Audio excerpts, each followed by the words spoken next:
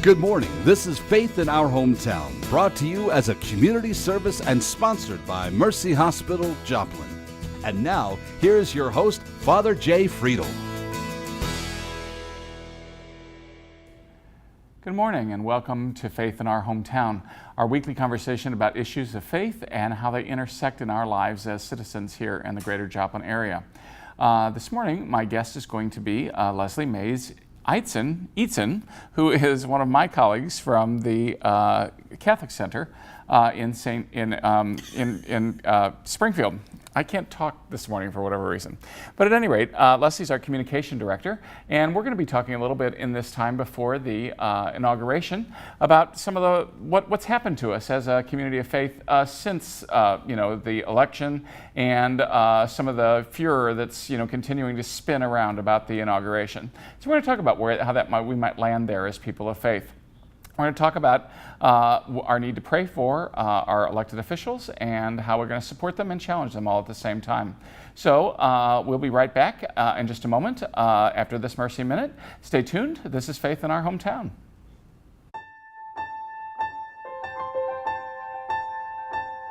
The different bariatric surgical options here at Mercy Joplin includes laparoscopic Roux-en-Y gastric bypass, laparoscopic sleeve gastrectomy, and laparoscopic lap band placement.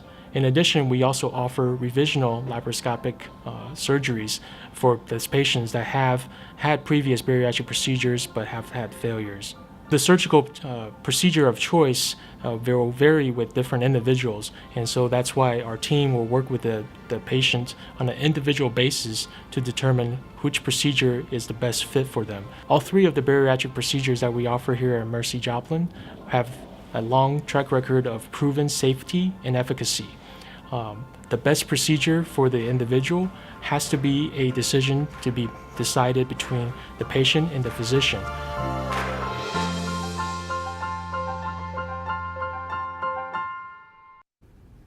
Well, welcome back. Again, my guest this morning is Leslie Mays Eatson, who is one of my colleagues, our communications director from the Catholic Center in Springfield. Thanks for joining us this morning, Leslie. You're welcome. I promise to try to get your name right. I promise to try to talk better, where we are. I try to get all those things straight. That's great. This morning. But at any rate, we just got past our general election. There's been a lot of furor about it. A lot of people are talking about how divided the country is. Catholics are talking about how divided the church is, how we are as people of faith. People have talked about it dividing their families, their church communities, all these different things. What's your take on what's been happening? Well, I think you're spot on in the fact that it's been divisive. I think the church is pretty much indicative of the regular culture in that people are, especially with social media, people have lost friends over this, families are divided.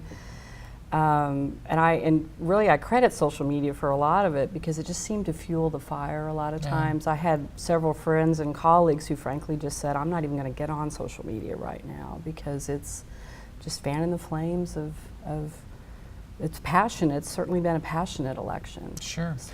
And I have no problem with people being passionate. I really do think we need to discuss all the issues. Absolutely. We need to confront the issues. But how do we do that with a certain degree of civility and without getting to the point where, and that's one of the reasons why we do this show. So the history of the show is that we say we should be able to come on here and disagree with each other, but not throw our coffee cups at each other, or say the old point counterpoint off of old Saturday Night Live from years ago, where they would, openly insult each other, about doing some of those things. Well, I think there's certainly a lack of civil discourse, which I think is disheartening for a lot of folks. We can even get into the whole political system itself, but, it never used to mean that you had to conquer me, Right. There's such a thing, I hope, still is win-win, And I, for one, personally in the Catholic Church and certainly as Director of Communications, I love to talk about stuff, and I learn a lot in those kinds of conversations, and I don't need to be conquered. I don't want to conquer you. I really want to know why you feel and think the way that you do, and what's that rooted in. Of course, as Catholics, we hope it's rooted in our faith, and our responsibility as U.S. citizens and as disciples of Christ. But it certainly has been interesting. A lot of times people will just say, well, if you don't believe what I believe, then you're even a second-class Catholic. You're certainly a second-class American if you don't vote or find these issues of equal importance as other people. And so it's been interesting. Yeah, it wasn't too long ago in the history of our country. I remember even back, 50 years ago, back when we were really, really young, that we were, that Catholics really were still kind of trying to prove themselves that they could be U.S. citizens, because we were always under fire for, well, you're just going to be loyal to, the Pope, and you can't be a good U.S. citizen and be a Catholic. And I think we, with the election of John Kennedy, the first Catholic president, people began to realize, that, well, okay, you can be Catholic and a good citizen, but now, even Catholics are turning on each other, about, it's just like, well, you're not a good Catholic if you don't vote this way or that way. When really so much in the election was about making a prudential judgment about how we were going to be able to accomplish the most amount of good and do the least amount of harm. Well, I don't think there's one truly Catholic, there's never going to be a truly Catholic politician in the sense that a candidate who's going to rank and file, be able to be vetted in every column a Catholic would like to see. It's just not going to happen. Right. Especially in the two-party system that we have. No, absolutely. And you talked about 50 years ago. I remember as a young girl, I put a bumper sticker on my car for the Independent. And of course, my father was like, "You take that off your car. I don't want to see that in my driveway," because he was very proud of the fact that he was a certain party line. And of course, my mother always used to laugh and say they canceled each other out. But I think you have to do your homework. You can't just vote Democratic or Republican anymore. You really have to see where these candidates stand on every single issue. And of course, as Catholics, we have prudential judgment for the poor. We're supposed to advocate for those who have less, and it might be economically, certainly different issues. All of those things, of course, flow out of the culture of life. We believe that every person, no matter what their ethnic base, their socioeconomic standing, anything, they are beloved of God and inherent of certain dignity and rights. So everything that we do as Catholics, particularly when we go to the polling place, must flow out of that. Yeah. And that's hard. Particularly in this society, we seem to have lost a lot of reverence for the human person. Right, and I think that's one of the things, when we start looking at the dignity of the human person and holding out for the common good, not just what I'm in it, what's in it, I'm in it for me, absolutely. but about the common good, So in other words, it's just like, okay, so this decision may not benefit me as much as it might benefit someone else, but if we're looking for the common good of everyone, how do we make some of those decisions? How do we struggle to some of those things? Well, and I think too, it's interesting that you would bring that up, because we talked about social media earlier, and while in some facets our world has gotten so large, but I think because of some of the things that we do as a culture, as a society, and some of the things that we're engaged in, it becomes very insulary as well. It's hard to take a global view, despite the fact that we can be all over the globe in a matter of seconds. Secondly, I think we talked earlier about, you were talking about the Catholic vote, I think is what you were, and it used to be a pretty strong and easily defined demographic, the Catholic vote. I think those lines are blurring. I think it's tough to say, oh, all Catholics are going to vote for so-and-so, or all Catholics are going to err to this candidate. I just don't think that's feasible any longer. Yeah, and I think that for all people of faith, not just for Catholics, but everybody that really when they go to cast those votes, are doing this in a way that says, okay, how am I going to try? I would at least hope for all people of faith. How am I going to try to make sure that the things that I really believe in, the things that I believe God's telling me to do, through the Scriptures, through my reasoning, the power that God gave me, how am I going to be able to do that? How am I going to be able to accomplish, which candidate is going to reflect those the best? Because I think you're very correct when you said earlier, you can't, nobody is going to come up with a perfect candidate. There's no way. It can be very discouraging. And first of all, I'd say anybody who actually, I think there was a despair this election. I heard it very vocalized that people thought, well, what's my vote going to matter? And I don't know who to vote for, so I'm just not going to even go. I'm not going to vote this time. Well, I commend everybody who did cast a ballot, because there had to have been some discernment of conscience. You couldn't just go in there and wing it. There's just was too much at stake. So it's hard to be quiet in a world that's so noisy for me, and make that examination of conscience took great effort for me. There was a lot of reading that had to go on, and again, not just from social media, not from television or radio. I think there was a quiet longing for people to be told what to do from your pastor, from your bishop, from the U.S. bishops, from the Pope, but that's just not going to come. You know, it's a gift, it's a privilege to participate in our democratic process, and it requires some responsibility on our part. Yeah.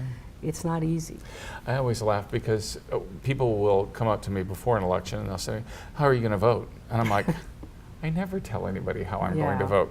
And for two reasons. Number one, for some people it's just an invitation to fight. Right. Okay. It's combative. And the second thing is some people are trying to hand me their vote. They want me to tell them what to do. Right. Now, I will say that there were a few people that, I don't know how they did it, but there were a few people that really were absolutely convinced that I had told them in church how to vote. Right.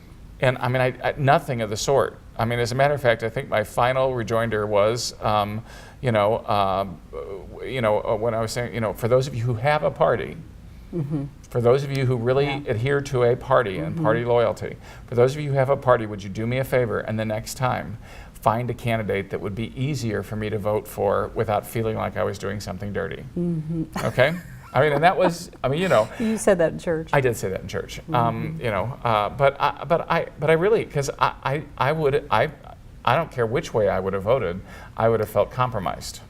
I agree. And not just with two candidates, actually with all four candidates, that were, the major candidates for those things. I felt compromised in any direction I would have gone, because while I might have been able to accomplish good here, I was going to accomplish something bad here.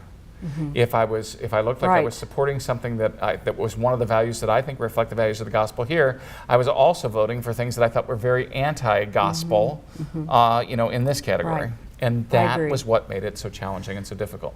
Well, and I think it's people of faith. That's a challenge and an opportunity. I say opportunity as well, because we really have to talk with each other and to our brothers and sisters of different faith traditions about what is important to us, and call our civic leaders to a higher standard. Sure. I think sometimes these bills are written and they try to throw everything they can in them, and God bless our people, men and women of faith who do serve the public in civil office. They have a hard row as well. I mean, a lot of times there are laws that go against the very fabric of who we are. Well, that's one but they of the are reasons. The law of the land. So what are we going to do? Oh, exactly. You do know that's one of the reasons why Pope John Paul II, several years ago, told priests that they couldn't be in politics. Right. Because there's no way in our two-party system, or really in any party system, that you cannot belong to the party without getting entangled in some stuff that would be antithetical to what we preach and proclaim. Well, and you're also called as a civic leader to represent your constituency, for example. So, it's a sticky wicket.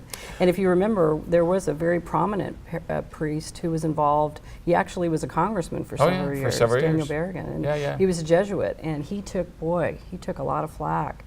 But I commend these men and women who are willing to just stand out and hover in what they believe is their truth. True. And still trying to serve the common good. It takes and courage. doing the difficulty that makes that happen that way. So we are going to come back in just a moment. This is Faith in Our Hometown. Don't go away. And we'll be right back after this quick break. You're watching Faith in Our Hometown on KSN TV, brought to you as a community service and sponsored by Mercy Hospital, Joplin.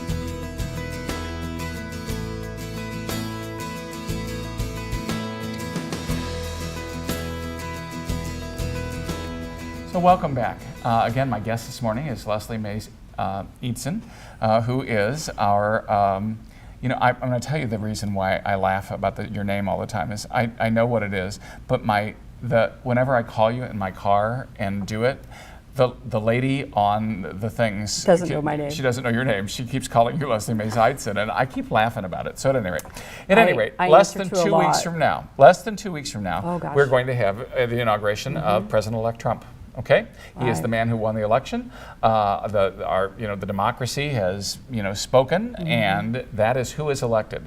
Yeah. And so now he's going to hold the office of president of the land. Now, the last thing I said after I said, give me somebody easier to vote for, okay, I said to my people, is just, okay, now notice that whoever's elected, whoever's going to become the president of the United States, we're going to have to work with them. We're going to have to pray for them. Oh. And we're going to have to continue to make sure that they understand what we want as people of faith and how we think laws and our policies and our country should move forward together. How are we going to do that? How are we going to now with soon-to-be President Trump, how are we going to, and I do believe that everybody should pray for him. He's going to be our absolutely. president. I don't. He's got a thankless job. Well, a and very a difficult mighty one. job, a huge job. Exactly. A lot of time. And agree with him or disagree with him. Oh, absolutely. He's in the position. How are we going to now support him, and how are we going to challenge him? Well, I think no matter who's in office, and we certainly have a president-elect, they're deserving. Just the office itself is worthy of honor and reverence and support. Of course, we live in America. That doesn't mean that we have to agree rank and file with every decision he or she makes, he makes. I certainly think it needs to be rooted in prayer. We pray before meetings, we pray before bed, we pray before meals. We certainly have to pray for our world leaders. I don't think President-elect Trump is anything more. Deserves anything less than that. First, he's beginning a job that he knows absolutely nothing about. I think that even President Obama and President Bush before him and Clinton and all presidents beforehand have said, they thought they had a notion of what the job was until they actually sat in the chair. Yeah. So I think we need to pray for him, particularly now as he's forming his cabinet. He's getting a notion of the commotion that would be the United States as a world leader and certainly as a nation and its peoples and its needs. So I think he needs our respect. I think he certainly needs our support. And I think we have to talk with each other too. This country needs to come back together. Yeah. It just has to.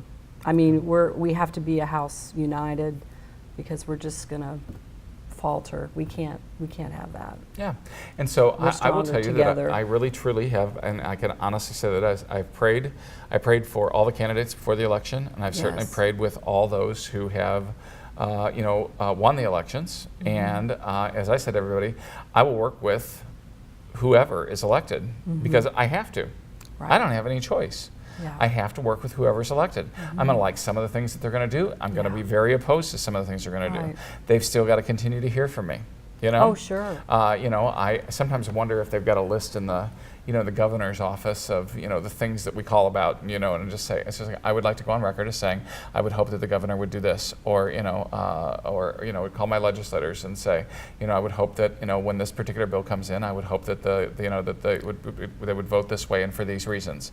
And I do that regularly, Yeah. with things coming down the pipe, I just do that. And I just wonder whether they've got that little, whether they're just making the mark, or whether Yeah. or not they're doing that, but they're always very kind and they listen. But I believe that we've got to continue to say, look, I know that you.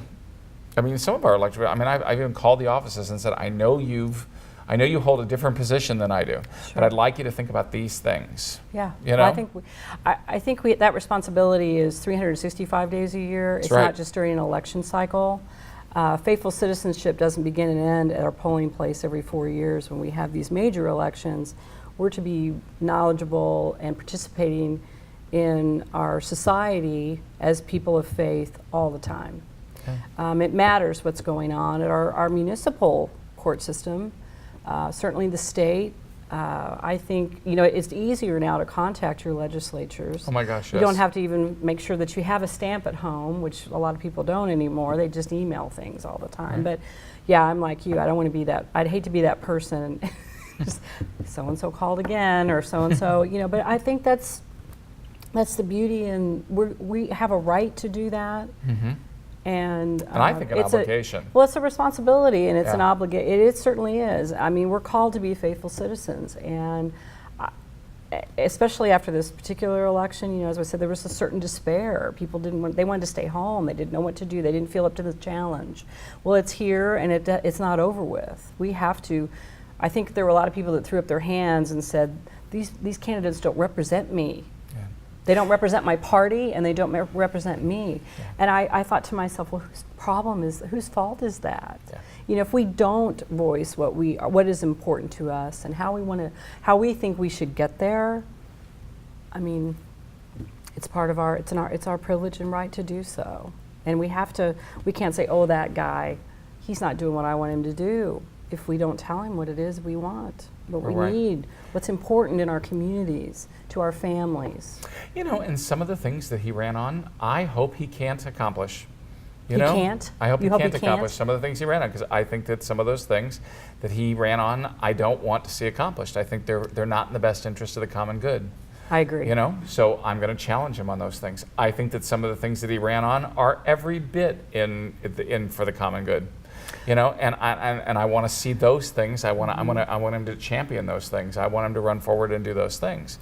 And I know it's going to be a mixed bag. I know I'm going to struggle with some of those things. I would have struggled the same way if any of the other three candidates had been elected, because there would have been certain issues I would have said, I am all for it. I hope you accomplish these things. Mm-hmm. But you're going to hear from me on these other things, because I don't want you to go there. I don't think those are in the common good. I think more people are going to fall through the cracks. And I think that the malaise that we are experiencing or feeling is going to get worse instead of better with some of those things. Well, and I want to encourage people to stay at the table. Exactly. I mean, we're not going to get through this, and we're not going to be successful as a country, certainly him as a leader, if we don't come together. We speak of, you talk of the common good. I think there's a whole demographic that is not aware of what that even means any longer. I agree. Okay, I think that decades ago it was a little clearer. People of a certain age. I am so grateful to see the millennials, of which we are not a demographic, by the way. We are not. No. But they are very pro-life, and by that I mean from the womb to the tomb. They are interested in feeding the hungry, all the corporal and spiritual works of mercy they want to see happen. And so I'm very encouraged by that. And they really, I mean, those corporal works, feeding the hungry, clothing the naked, visiting the imprisoned, burying the dead. I mean, it really, those do encompass many of the basic needs of human beings. And I agree with you. I think that there's a response to that. That our younger generation, It's would encouraging. do some of that. And Yeah. I think I'm alarmed personally by the number of states who are assisted suicide. Oh my gosh. It's on the rise, and Yep. I think that if we were better aware of what life meant, some of that legislation wouldn't go. Okay, I think that maybe taxpayer funding might be less if we went ahead and said to someone, well, your life's not worth it. Why don't you just go ahead and save all of us the time and the money and just let's go ahead and if you have a terminal illness. I just think some of this, if we were better formed as what it means to be humans and the beauty and the grace-filledness that is us as people, that some of this legislation wouldn't go. Well, and again, when I struggle with some of the issues, because I see signs of hope, in certain areas. Like I say, the clamoring for the death penalty is starting is on the wane. Many people are wanting to, are questioning whether that's a good thing. Again, that's a gospel value for me. And that's a positive thing for me. But yet we seem to be making progress in there, and now all of a sudden assisted suicide's coming up over here. Well, it's interesting. It's just scary watching the different issues pop up. Well, the church itself is looking at a decades-old just war theory. Okay, that also is a life issue. Sure it is. I think there are a lot of things that are happening. People just have to participate and pay attention. Yeah, it's encouraging. Well, it's encouraging, and again, sometimes it's kind of almost starts to dash your hope. But that's back to what you were saying: is we got to stay at the table. Oh yeah, I think it's easy to shove back and say to one another, "You don't know what you're talking about." Yeah. Well, convince me. Keep talking exactly. with me about it. And that to me is the beauty of, again, what we try to do here. Now, I mean, I've got another Catholic on the show this morning, so that's not, that we're not fighting about too much. But I really do enjoy the conversation that goes around this table and many of the others that I'm around, because we do have to try to convince each other. We get the opportunity to try to have that conversation. And I think there are Catholics who can disagree on these issues. Or what the right approach is to them. There are many Catholics, many of my brothers and sisters in the Catholic faith say, hey, I'm okay with that wall. We've got too many immigrants in this country already. I'm glad that the U.S. bishops, President-elect Trump, hadn't been announced for very long, and the U.S. bishops issued them a letter and said, hey, we really want you to take another look at your immigration policy. Yeah. You know, hear us about these certain things and things. You know, they're advocating for all Catholics, you know. So, but Catholics can disagree on this as well, and it's a bitter, could be a bitter, ugly feud. And I think we have to pray for one another. I think it all goes back to, I mean, if I can't agree with someone and they push themselves away from the table, the least I can do is pray for us. Pray for us, for each of us and our country. There has to be some convergence of faith and prayer and hope. Yeah, and I think prayer and hope are some of the things that we need to continue to focus on. Okay? We've been having a great conversation pre-inauguration here this morning, and we're going to be right back after this Mercy Minute.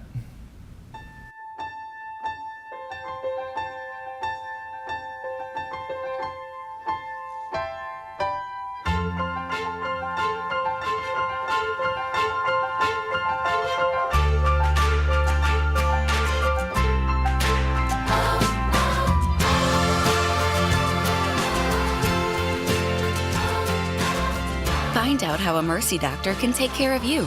At Mercy, your life is our life's work.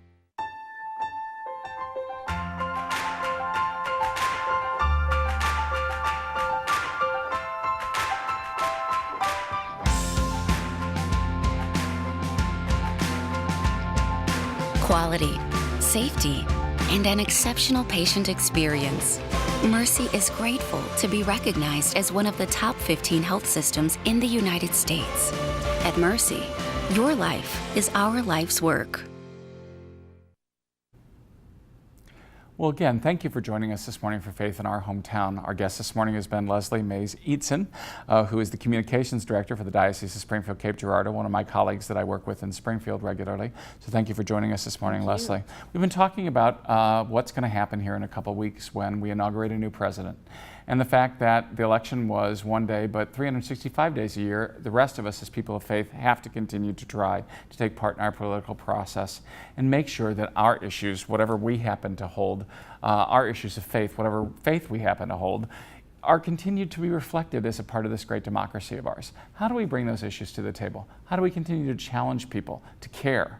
How do we influence our duly elected officials? We've mentioned the fact that we need to continue to pray for them.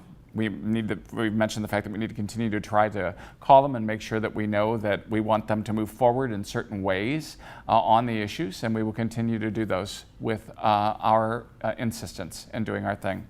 Join us next week once again for Faith in Our Hometown. Thanks for joining us. Thanks for watching. Faith in Our Hometown can be seen Sunday mornings at 6:30 and 9 a.m. on KSN. Brought to you as a community service and sponsored by Mercy Hospital, Joplin.